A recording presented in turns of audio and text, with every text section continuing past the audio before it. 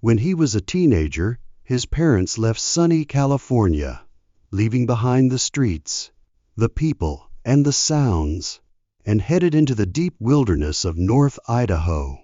They had just retired and had just completed their dream home, a massive 2-story wooden mansion that looked like it had come straight out of an architectural magazine. There was a gym, a well-stocked bar, a gleaming pool table, and a movie theater deep in the basement, a place with no windows, no phone reception, and a flickering light that seemed to breathe with the darkness.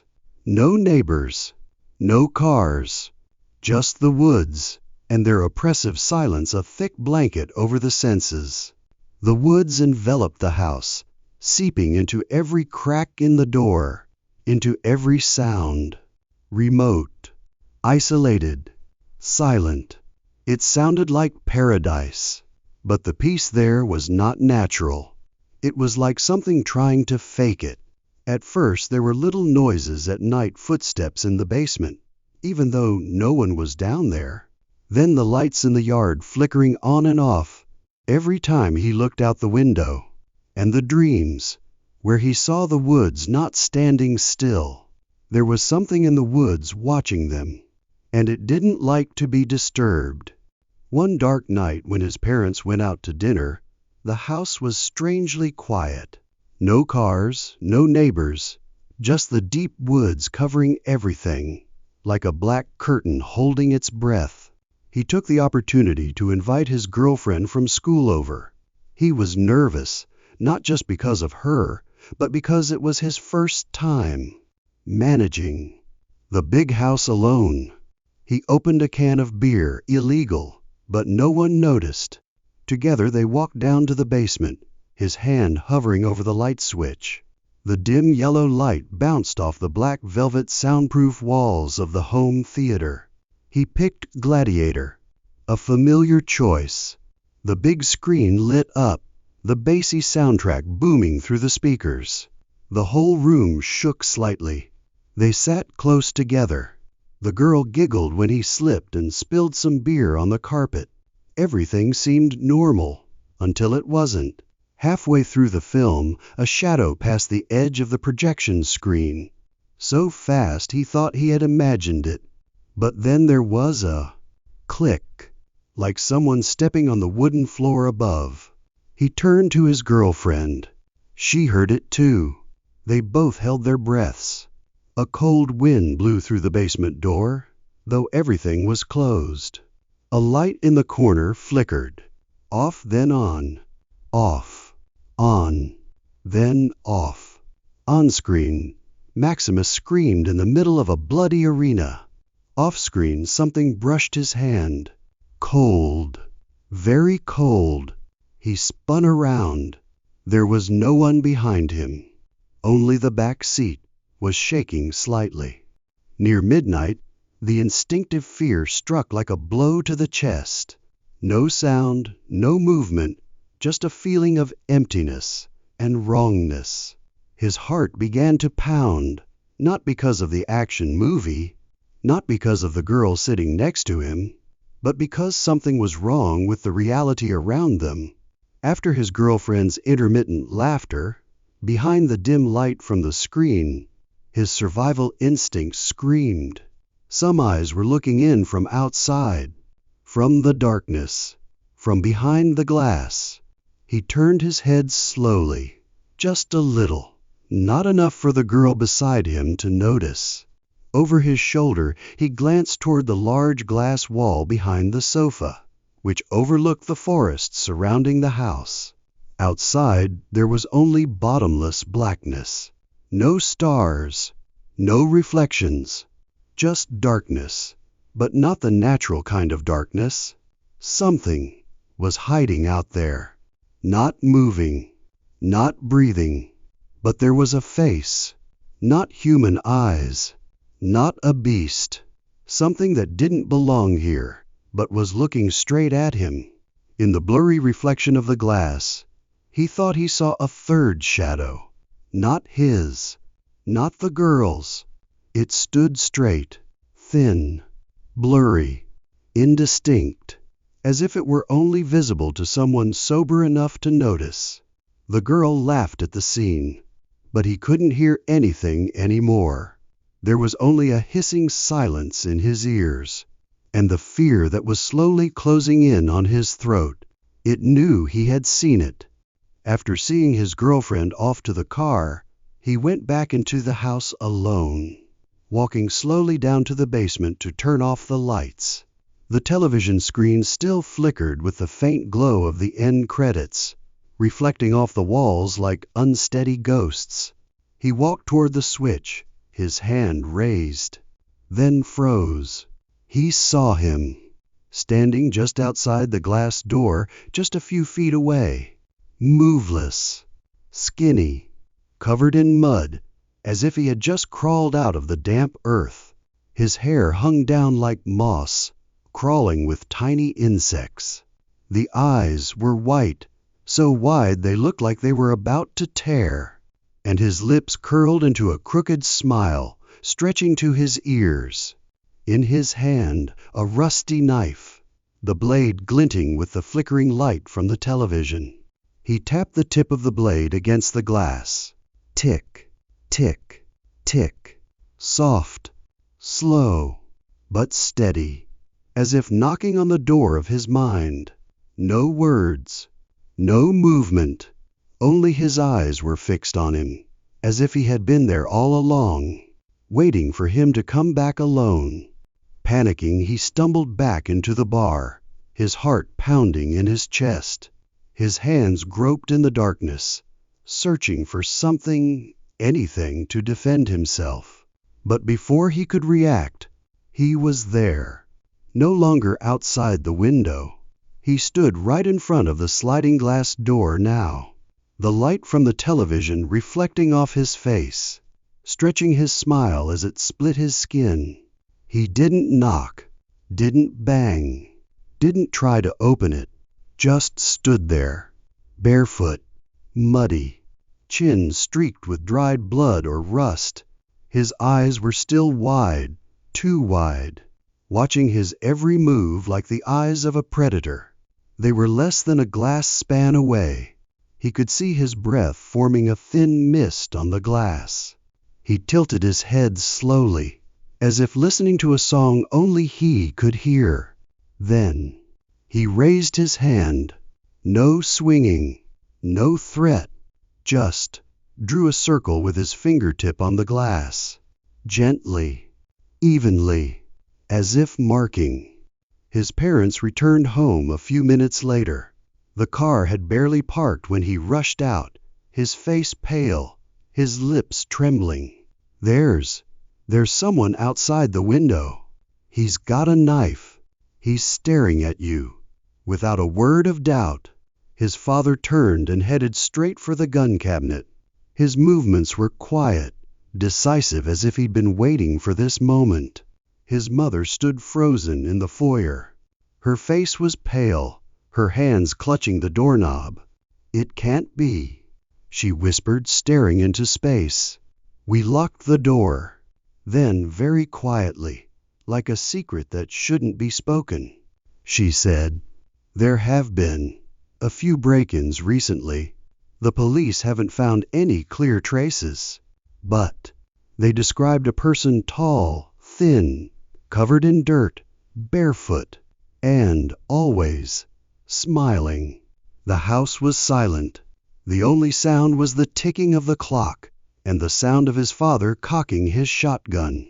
"He knows where we are," his father said, his voice like hard wood scraping against cold stone. "And he'll be back." That night in the dark room above the theater, he lay still, his heart heavy, and then he heard it. Crack, crack, crack. The sound was like metal nails lightly scraping against glass. Not hard, not rushed, just enough to let him know it was there. Each knock was like a stab in the brain, a reminder, I haven't gone anywhere.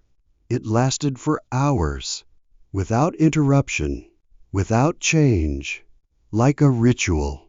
Then the next night, It started again. Crack, crack, crack. At 2 a.m. At 3 a.m. It was as if someone was waiting for him to fall asleep, to come in. And the next night, repeat, like a haunting music. Sometimes he woke to a stranger sound. Footsteps on the roof. Not clear, not forceful, just tiptoeing, one step at a time, circling the roof, as if looking for the thinnest spot to crawl into. He tried not to breathe, not to move, because he had a feeling that if he spoke, if he moved, something would know and would respond. His parents didn't hear anything. The cameras didn't record anything. But every night the knocking came back. And this time, it was closer, louder, more persistent. Then winter came. The thick snow buried the forest, turning everything into a white, silent world. No more trails, no more phone signals, just absolute silence, and a boy alone in a house deep in the woods. His parents left town for a few days.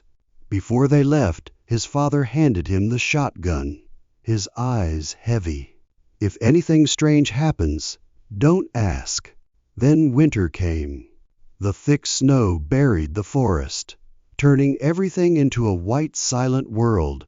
No more trails, no more phone signals, just absolute silence. And a boy alone in a house deep in the woods. His parents left town for a few days. Before they left, his father handed him the shotgun, his eyes heavy. If anything strange happens, don't ask.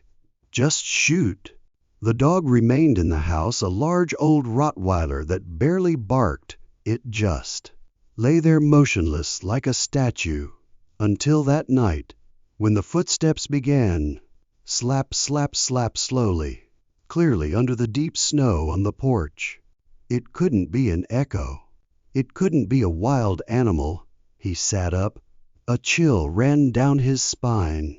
The dog rose from its perch, growling, its eyes bloodshot as it looked toward the door. Plop, plop. He reached for the gun, no light heart pounding in his ears. And then it came, knock, knock, knock. A knock, slow, hollow, as if it were being tapped with frozen knuckles. On the heavy oak door. He didn't dare breathe. The dog howled a long, trembling sound, not a bark but a cry. And then knock, knock. It was as if someone or something knew exactly when his parents were absent. And now it was knocking. The next morning the sky was a heavy gray, the snow still falling lightly. He put on his coat, shotgun in hand, opened the door and stepped outside, then paused. The snow was fresh, quiet, but the footprints were not. Long, deep, clear, of a person, not leading to the house, surrounding it. A dark circle, tightening around the house like a white noose. He followed the prints in the snow slowly and realized they stopped at each window, one by one. The living room, the kitchen, the bathroom, his bedroom. The footprints stood there for a long time, deeper than the others, as if someone had been standing there for hours, silently, looking inside. No sign of turning, no retreat, just a closed circle, like a ritual, like a warning, like a hunt. He stood frozen. The cold wind whistled past his ears. The thing was still somewhere in the woods, and now it knew every window in this house, every spot he had been, every place he had slept. That night it came back. It was no longer the faint knocking like before. It was a banging, slap, slap, slap, like metal scraping against glass, like nails scraping against a coffin. He gripped the shotgun, his fingers trembling with cold, and stepped out onto the second-floor balcony. The cold wind blew past, dead silence, And there he stood, amidst the black snow that dimmed the moonlight. It was the same man, not moving. His clothes were torn, stained with mud and something the color of congealed blood. His long hair covered his face, but his eyes were wide open to the point of deformity, not blinking, not moving. His mouth curved into a strange smile, too wide to be human. In his hand the long knife still glistened, not raising, not lowering, just silently tilting, as if waiting. He felt like he was being pulled into that gaze, so deep that he couldn't breathe. The wind stopped. The trees stopped swaying.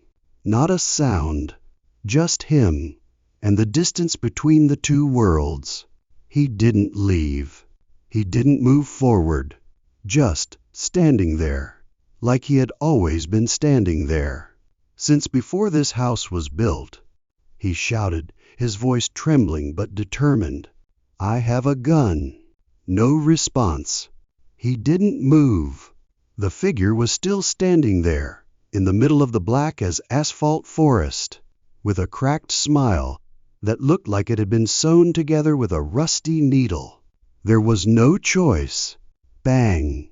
He pulled the trigger, the sound of the bullet tearing through the night as if tearing the silence. He didn't flinch.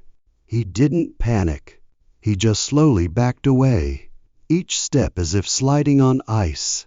His eyes remained the same, as if piercing through flesh, stabbing straight into the heart. Then he released the chain. The Rottweiler roared like a demon, just released from its chains. It rushed into the forest, its barks echoing in series, wailing like a death knell. A few seconds later, the barking suddenly stopped. No footsteps, no groans. Only the wind rustled through the trees, as if the forest were swallowing everything. He stood still. His hand tightened on the gun. His heart pounded like it was about to burst. And somewhere in the darkness, a whistle sounded. Slow, steady, like the call of a familiar animal. He never saw him again. No more tapping on the glass. No more footprints around the house. Just silence. An absolute silence. A silence that seemed to hold its breath. But every night, for years afterward, when the lights went out, when the shadows began to creep up the walls, he lay still, eyes wide open in the darkness, wondering, had he really left? Or was he just waiting, waiting for him to let go, waiting for the window to unlock, waiting for him to fall asleep and forget that something was watching him? And sometimes in his half-awake, half-asleep dreams, he would still hear that whistling echoing from the deep woods. When she was 12, her parents finally believed that their daughter was old enough to be home alone, a rare, somewhat reckless decision, even in the quiet town that prided itself on being safe. The streets were eerily quiet, where cars rarely made a sound, only the wind rustling through the trees like someone's never-ending whisper. The large, neatly manicured gardens, hidden in the shadows at night, looked like lurking voids. And the neighbors always smiling, always polite, but no one really seemed to know what they were thinking behind locked doors. The peaceful town seemed perfect, but within that perfection was an excessive silence, a silence that would make one's skin crawl if one was keen enough to notice. And on her first night home alone, the town was still completely silent. Only this time, that silence did not come from peace. That weekend night promised something every 12-year-old dreams of: absolute freedom, video games, pizza, and no one to bother her. Her sister wasn't home, and in the silence she enjoyed the rare gift of solitude. Her parents had left $20 on the kitchen table, along with a clear instruction: remember to wrap the leftovers in foil and put them in the refrigerator. The instructions sounded familiar, simple like any other. But when they left, the door slammed shut behind her with a loud click, as if the house had locked her out of something else. Little did she know that this evening's freedom would be different. Outside, the night was beginning to close in, and in the darkness something was waiting.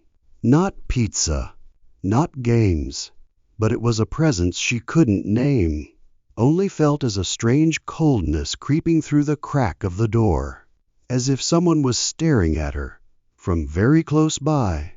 After beating Nightfire on her old PS2, she decided to treat herself to a pizza from Gianni's, her regular spot, just 3 blocks away.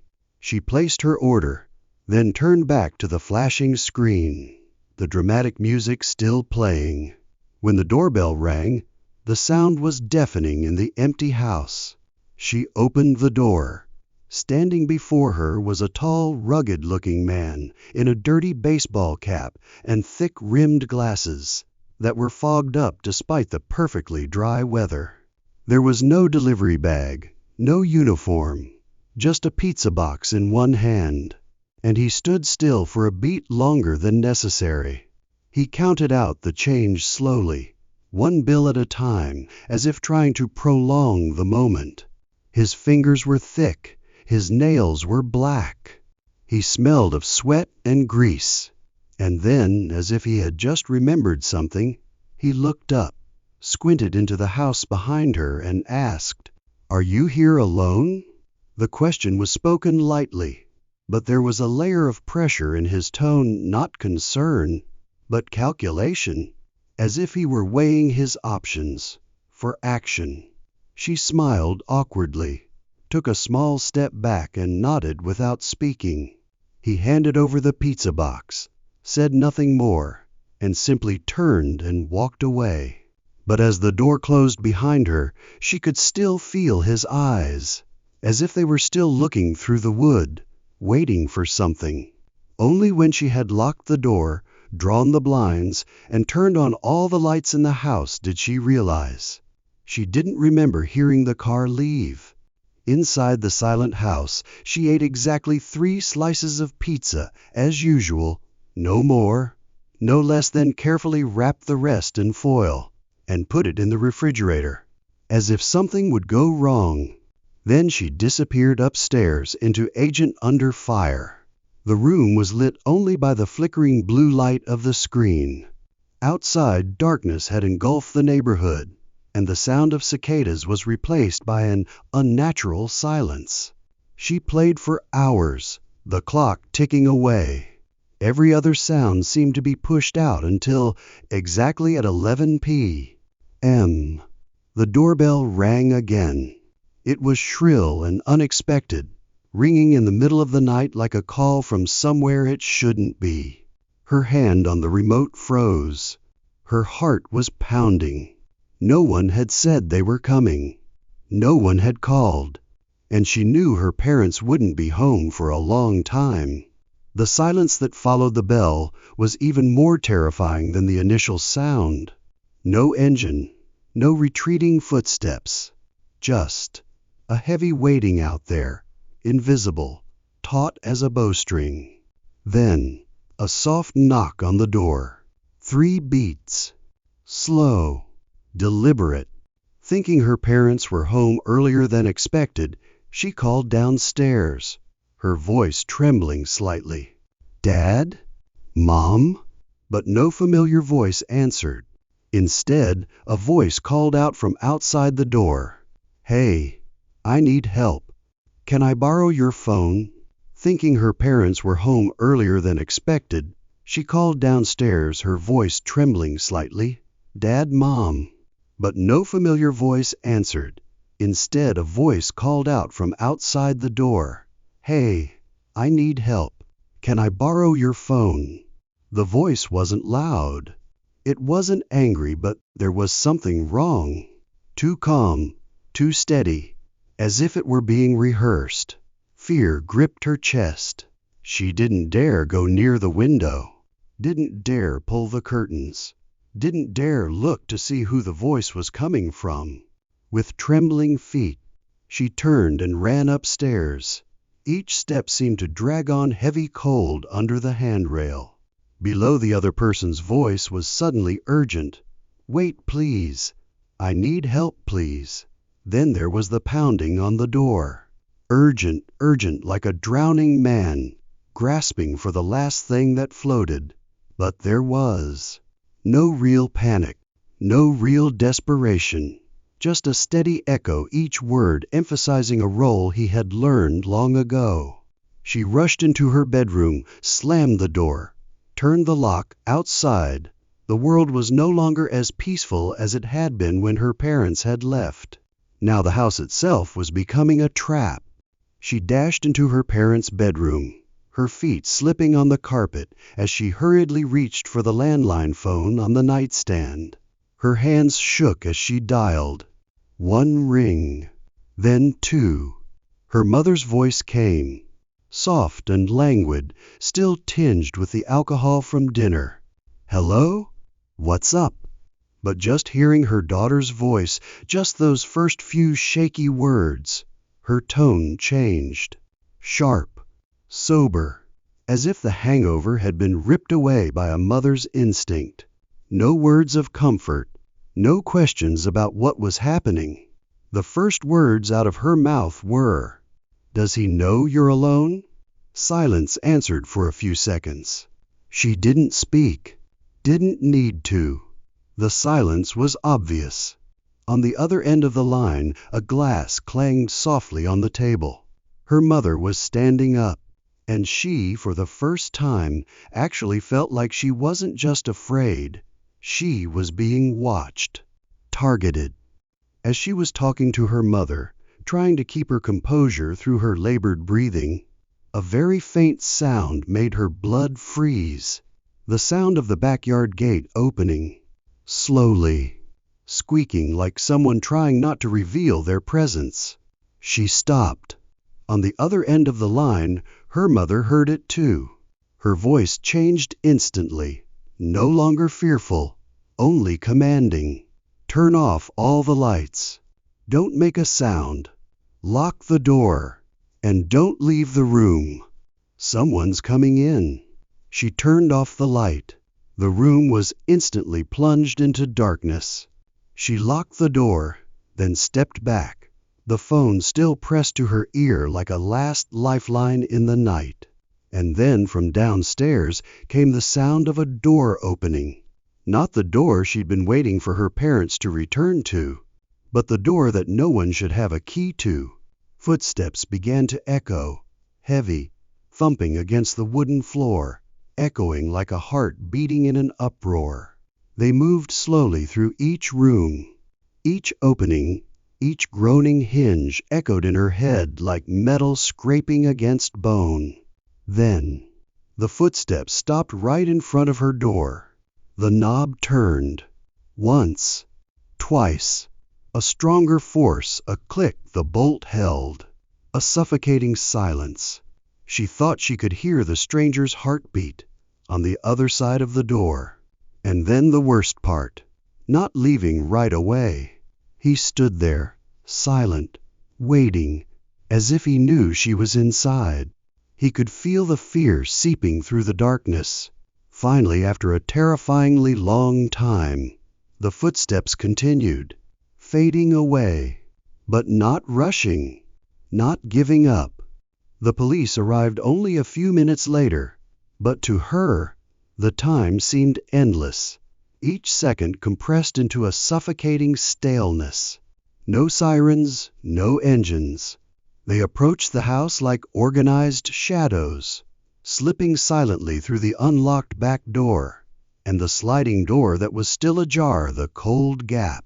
An invisible confession that someone was actually there. 2 officers headed up the stairs. The other 2 scanned the rooms below, flashlights squinting into every dark corner. The lights in the house flickered on not all at once, but one by one, slowly and suddenly, as if the light were not just to illuminate, but to reclaim control from something that had retreated into the darkness. She pressed herself against the back of the door, her hand still clutching the phone. listening for footsteps near and far. Then finally her mother's voice came through the phone. "You can open the door. It's the police." She reached for the doorknob, but as she turned it, she hesitated. Something was wrong. The house was full now, full of people, full of light, but the feeling of insecurity remained, as if the man had never left. She opened the door. Under the fluorescent lights, an officer turned his head to look at her, nodded, but his eyes glanced behind her for a moment very quickly, and then away. She turned. There was nothing, just the closet door ajar, which she distinctly remembered closing. The next evening her parents took her back to Gianni's, the lights now dim and colder than she remembered. They wanted her to identify the face of the man who had stood at the door the night before, the one in the baseball cap, the glasses, the smooth, practiced voice. She pointed without hesitation to a photo of the staff hanging behind the counter. That, Phil. But the manager shook his head, pale, unsure whether from confusion or fear. "Phil didn't work yesterday. He called in sick at noon. No one was in his place. No orders were coming to your address. No one. No shift. No deliveries. No explanation." The tension exploded into an argument. The mother screamed, demanding to see the security cameras, the delivery records, anything. But everything led to a dead end.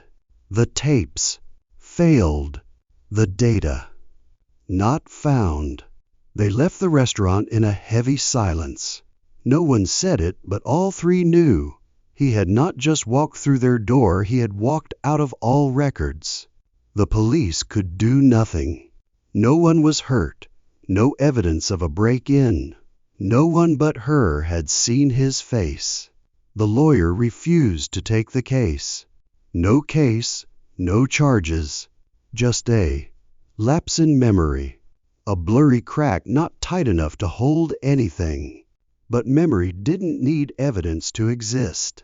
It stayed like the cold air seeping through a loosely locked door, like the random footsteps behind her when she came home late, like the long shadow she always saw standing under the lamppost across the street, then disappearing in the blink of an eye. Years later she had never set foot in another pizza parlor, and never opened the door without being sure who was calling. To this day, she still lives in that same house. The walls have been repainted, the locks have been changed many times, but the memories cannot be replaced or reset. That night had torn something out of her trust, her security, her last shred of innocence as a 12-year-old. There was something about that man, the furtive look behind his thick glasses, the way he asked, "Are you alone?" as if he didn't care about the answer, because he already knew. Though no one could prove who he was, though the law was powerless to stop him, she was certain. He knew she was alone. He was standing right behind the door, and he wouldn't stop until the door was locked. Sometimes at night, when the house was completely silent, she thought she heard the doorbell ring, very softly, or footsteps coming down the side hallway. One time the doorbell camera sent a motion alert at 2 a.m., but the recording was blank. But she didn't leave. Maybe it was because it was the same everywhere. How could she escape what was still in her head? And sometimes when she passed the living room mirror at night, she thought she saw a man in a baseball cap reflected behind her, waiting. March 2022. Spring break. 6 college students. 4 guys, Matt, Chris, Tyler, and me, and 2 girls, Jess and Sarah, decided to get away from the city, from school, from social media. Get away from it all. We wanted a few days of wild freedom. No Wi-Fi, no schedule, just booze, campfires, and nature. And we found it. An unusually cheap log cabin deep in the South Carolina woods. 2 stories. A creaky wooden porch that wraps around it. 2 bathrooms. Absolute privacy. A nearby lake, eerily still. No waves, no birds. We thought we'd won a gamble. The owner was a stoic old man in a muddy coat who smelled like damp earth and rust. As he handed over the keys, he stared into each of our eyes as if he were counting our souls. Then he said, "Don't go too far into the woods. There are old things, abandoned wells, dead snakes, and paths that lead nowhere. Get lost once and you'll never come back." We laughed. The whole group laughed, thinking he was trying to add a southern touch to our vacation. A childish scare. We didn't know. He wasn't joking. He was just the only one who stopped pretending. As the car moved deeper into the woods, the GPS quietly died. No warning. No signal.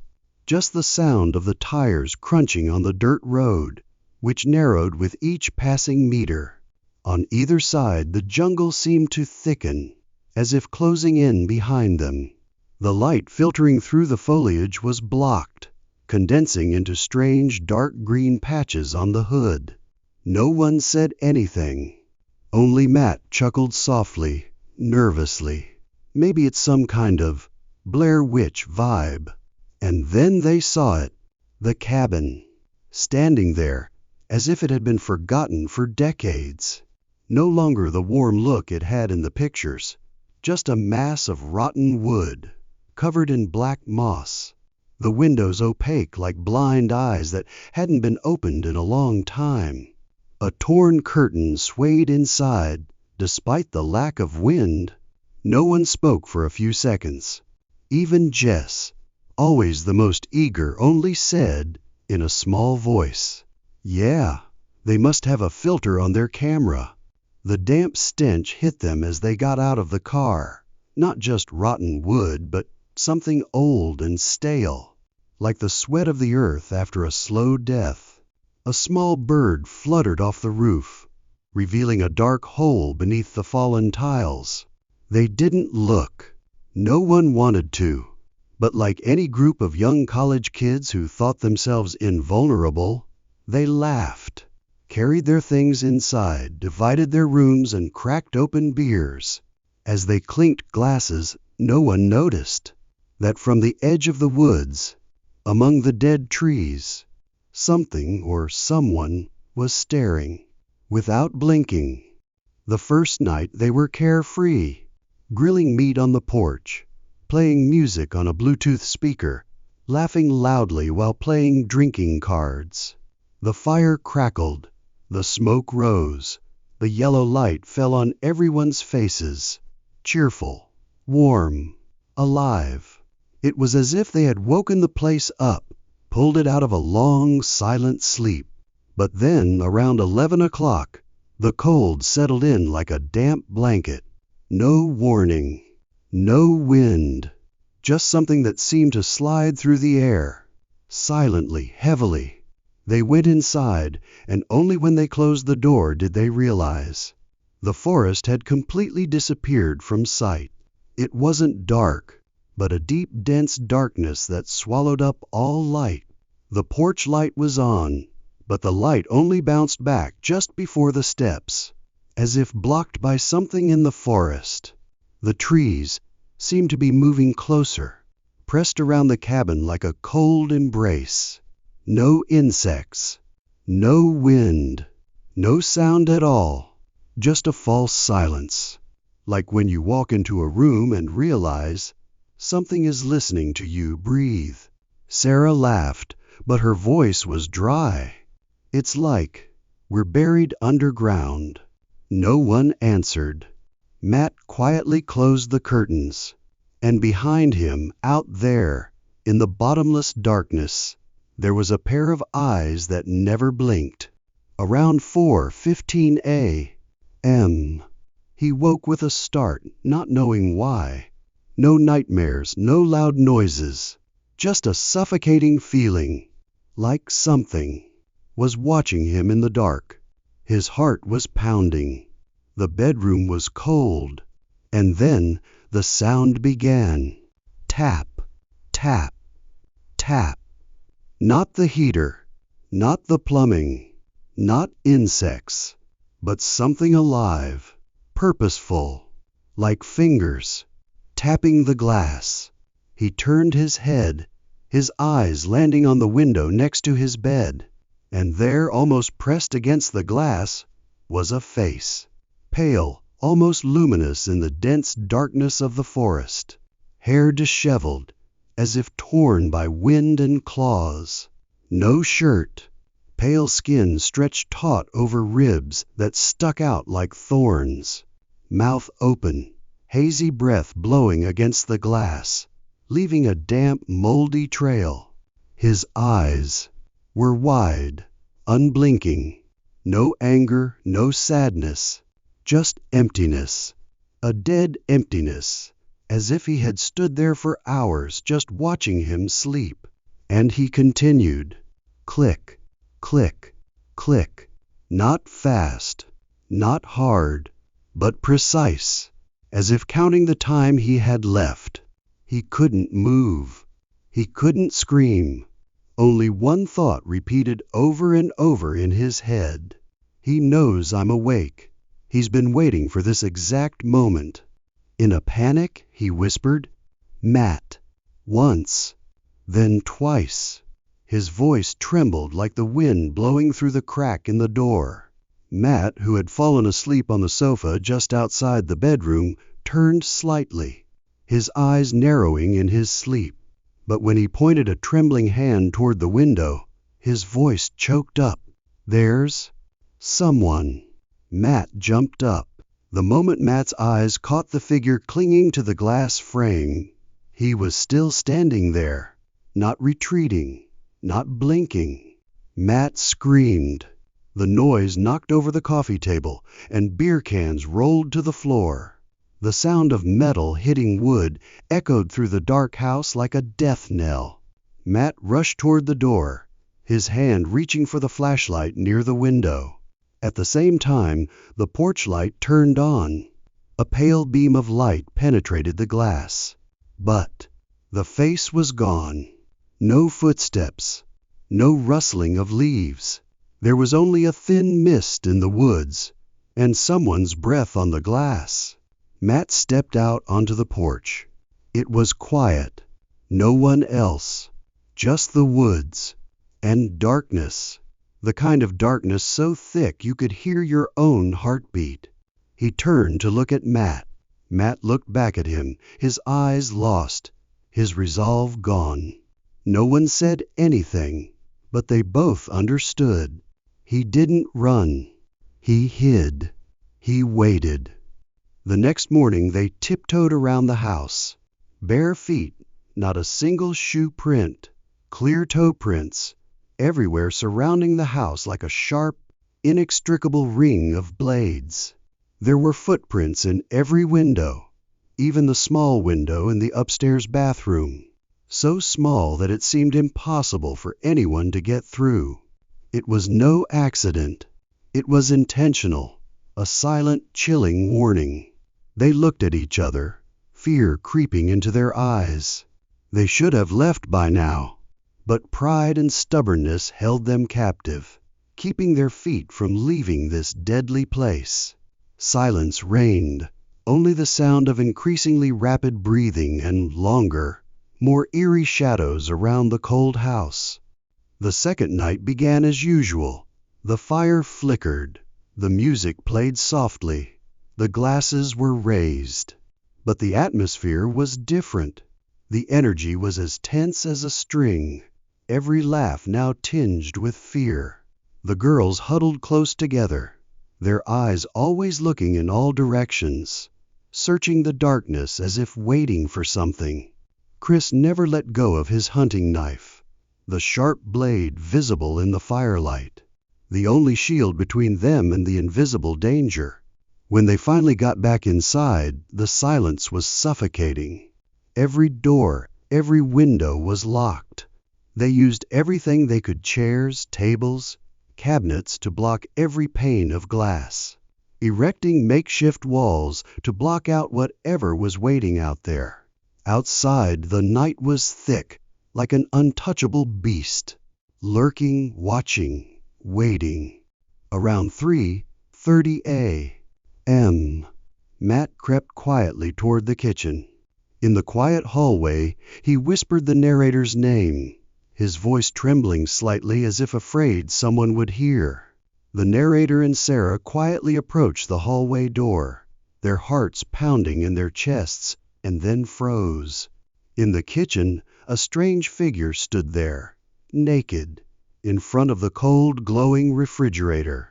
His back was covered with deep, bright red scratches that looked like they had just been torn. Blood was seeping from his flesh, dripping in dark streaks.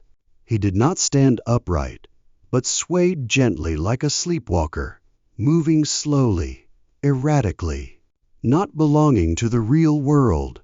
His eyes were lifeless, like a wild animal lost between dream and wakefulness.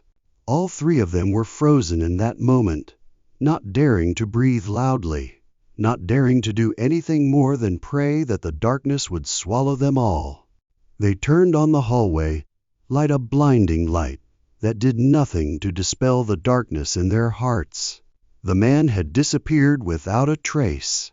The back door swung open in the night wind, unlocked, with no sign of forced entry or vandalism, as if he had never been forced to enter. Without thinking, they grabbed the necessary items, hearts racing and limbs shaking. In less than 20 minutes, they were out of the haunted house. The car sped through the woods, the roar of the engine echoing in the quiet night, until the phone signal came back finally. They called the police, but their hearts were still filled with unspoken fear. At a roadside restaurant, where the lights flickered dimly in the darkness, the deputy police officer sat listening with a familiar gaze, as if he had witnessed ominous things before. He sighed and said, his voice hoarse, "There are some strangers who often take refuge in that forest." The words were like a wordless warning, deeply penetrating their minds. A few days later, the rental notice disappeared from the internet, as if completely erased, without a trace. The deposit was also gone without a trace, a dead end, an unsolved mystery. But the haunting never left the storyteller. Every night, that face appeared again, wide-open eyes, unblinking, quietly tapping on the window glass, as if waiting for something that would never come.